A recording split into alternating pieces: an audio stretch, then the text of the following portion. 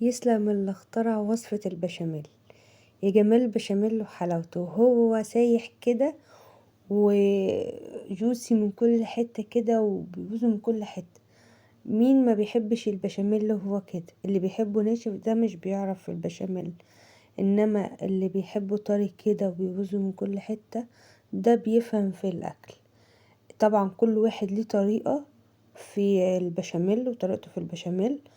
تعالوا اقول لكم على طريقتي، طريقة سهلة وبسيطة وفيها تريكات.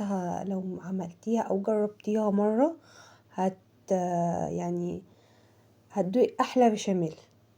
انا جربت وصفات كتير بس الطريقة دي انا بحب اعمل بيها على طول، يعني احلى طريقة بعملها، بطلع احلى صينية مكرونة بشاميل. معايا هنا طبعا اعصج اللحمة. تعصيج اللحمة يعني في ناس بتختلف عليه، تحط اللحمة الاول بعد كده تضيف البصل، وفي ناس بتحب تكرمل البصل كده وبعد كده تضيف اللحمة زي ما انا عملت. وهنا انا مش بسيب اللحمة بقى وبعد كده بقى لا، بفضل ايدي فيها عشان تبقى مش كتل كبيرة، تبقى مفرولة كده واعرف عشان اعرف اوزعها في الصينية زي ما انتم شايفين كده. نضيفها على طول. في ناس بتضيف عليها مية، في ناس ما بتضيفش، بتسيبها تهدي عليها النار عشان تستوي منها فيها، وبيكون احسن يعني على حسب ما انت بتحبي تسوي. انا جاي هنا اقولك على طريقتي. هنا كده ابتديت اضيف التوابل، حطيت ملح ورشة فلفل واللي هو 11 بهار، رشة بسيطة منه، وكمان هحط رشة جوز الطيب يعني بشرة كده بسيطة. لو حابة تضيفيها ماشي، مش حابة تضيفيها اللي يريح. في ناس بتحب تستخدمها وفي ناس لا، حاجة بسيطة كده اللي هي تدي ريحة او نكهة بسيطة. وهقلب كويس. طبعا انا ما حطيتش دسم كتير يعني سمنة او زيت كتير، هي اللحمة بيبقى فيها نسبة من الدسم. هقلبها كويس وبعد كده هسيبها شوية مع نفسها وهوريها لكم بعد ما تستوي. طبعا شايفين هي مفرولة ازاي معايا عشان انا ايدي فيها على طول، بفضل اقلب فيها واضغط عليها بظهر المعلقة لحد ما تفرول معايا وتبقى بالشكل ده كده. كل السوائل اللي فيها نشفت واستوت معايا وملحها مظبوط. طفيت عليها. هنا كده كانت المية غليت بتاعت المكرونة، ابتدي انزل بكيسين مكرونة، كيسين وشوية، لان الكيس بيبقى 400 جرام 450 جرام على حسب الكيس اللي بتستخدميه، بس عشان يبقى كيلو فزود شوية كده. وهبتدي اضيف الملح وهقلب واسيبها تستوي. وبعد كده هبتدي بقى اجهز البشاميل معاكم بطريقتي. في هنا تريكات يمكن تفيدك لو هي بتكلكع معاكي، البشاميل اللي بيكلكع معاكي. لو البشاميل اللي بيطلع سايح منك، عايزة تظبطي قوامه، هقولك على شوية خطوات حلوة قوي. هنا كده كنت حطيت سمنة بلدي او اي نوع انت تفضليه او زبدة على زيت. ممكن تستخدمي زبدة خالص، سمنة خالص زي ما تحبي. بس طبعا الزيت مش هيدي طعم حلو زي السمنة او الزبدة. هبتدي كده اضيف الدقيق. انا كنت ضايفة في الاول 5 معالق، لما لقيتهم شوية ابتديت اضيف تاني. انا مش عايزاها تبقى سايحة قوي كده، عايزاها تبقى ماسكة شوية، فروحت جاية ضايفة شوية من الدقيق زي ما شفتوا، وبديها تشويحة كده يا دوبك ريحة الدقيق تطلع. واحط قالب مرقة خضروات او دجاج او لحمة زي ما تحبي المتوفر عندك، ورشة بس من جوز الطيب. وبحط ربع معلقة صغيرة او اقل من الربع ممسوحة كده 11 بهار، والملح والفلفل بتاعك وتظبطيه. وبعد كده بديها تقليبة وبنزل باللبن على طول. بس اهم حاجة اللبن ما يكونش سخن، يكون دافئ، يكون غلياه بقالك شوية، مش اقل من ساعتين. وبعد كده مش بنزل باللبن كله، دي حاجة انا يعني اتعلمتها لانه كان في الاول بيكلكع معايا كده. لا مش بنزل باللبن كله، بنزل بشوية مجرد ما يبتدي يتقل، وطبعا بضرب جامد فبيفك معايا. مجرد بقى خلاص هو اتفك اول مرة وتقل، ببتدي انزل بمرحلة تانية يدوبك يفك، وبعد كده ارجع انزل يتقل تاني لحد لما اوصل للقوام اللي انا عايزاه. طب انت حطيتي لبن وطلع كتير والقوام بتاعه سايل، تعملي ايه؟ هتجيبي طبق فيه معلقتين دقيق على شوية لبن او شوية مية زي ما تحبي، وتقلبيه وتنزلي على البشاميل بتاعك، هتلاقيه وتقلبي هتلاقيه تقل. يعني معلقتين على حسب بقى، يعني انتي معلقتين لقيتيه لسه خفيف ممكن تزودي معلقة كمان، نفس النظام معلقة دقيق بشوية مية وتقلبي لحد ما تظبطي القوام بتاعك. لقيتيه تقل طبعا هتزودي اللبن بتاعك خلص، يا تزودي شوربة يا تزوديه مية زي ما انتوا شايفين كده. انا هنا كان اللبن بتاعي خلص وعايزه اظبط القوام بتاعه، فزودت شويه من الميه زي ربع معلقه ربع كوبايه ميه كده.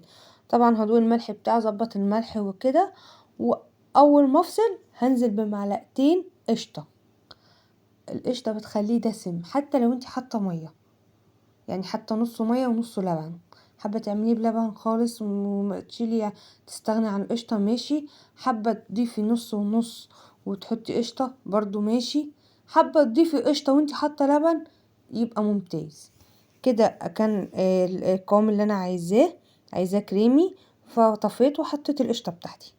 هقلب كويس لحد لما القشطه تدوب، لان هي كانت متلجة عندي، كنت شايلاها في الفريزر وطلعتها ملحقتش تسيح، لحد ما تدوب.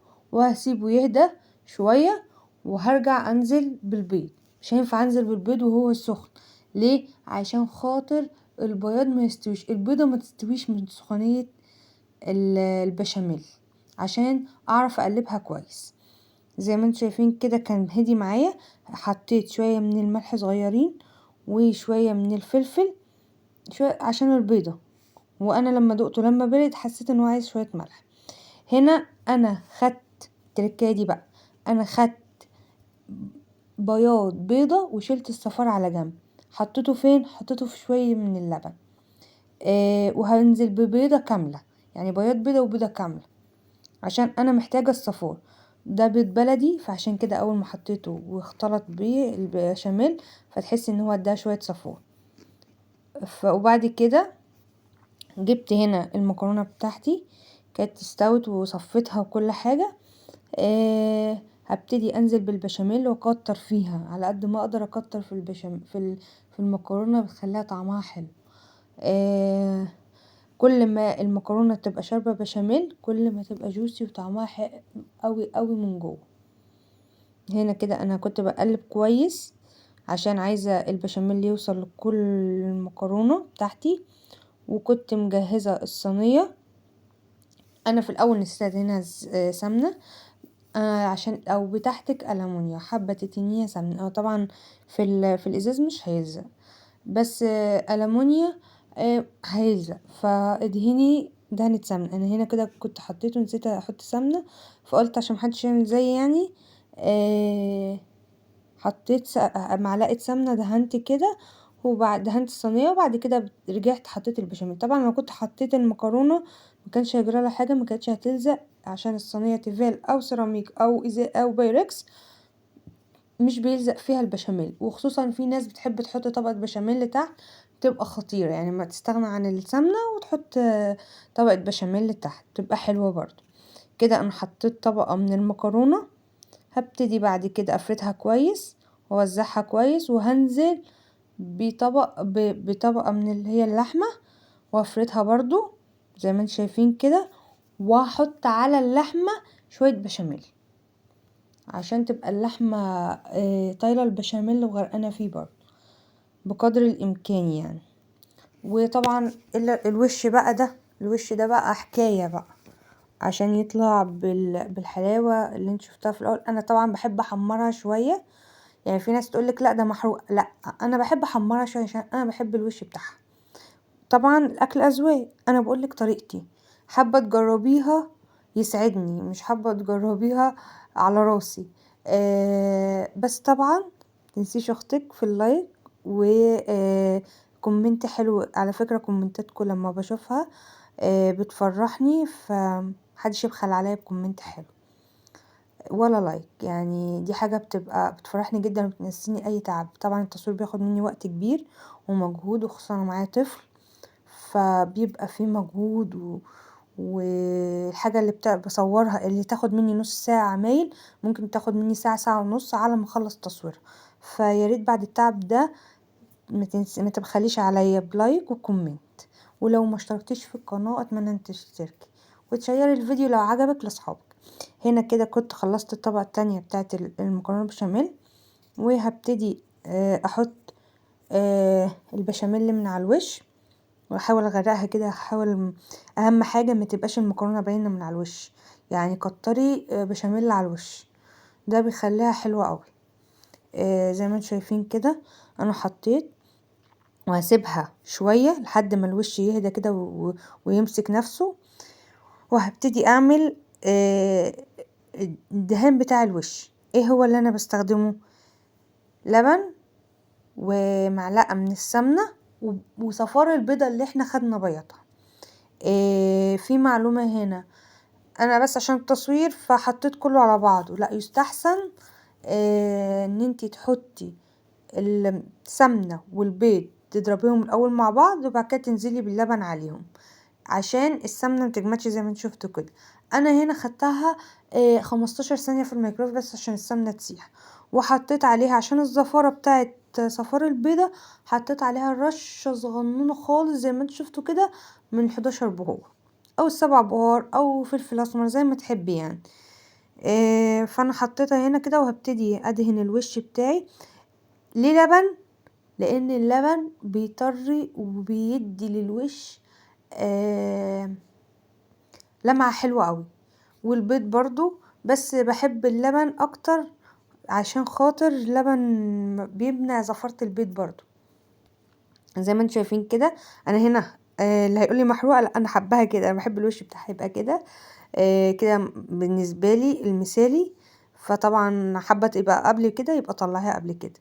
زي ما انتم شايفين اصلا انا كنت لسه مطلعاها وسبتها تهدى شوية، ورغم كده هي يعني شايفين بشاميل طالع من كل حتة ازاي.